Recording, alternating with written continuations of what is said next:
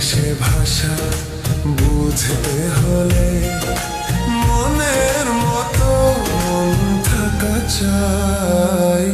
চোখ যে মনে কথা বলে, চোখ যে মনে কথা বলে, চোখে চোখ রাখা শুধু নয়,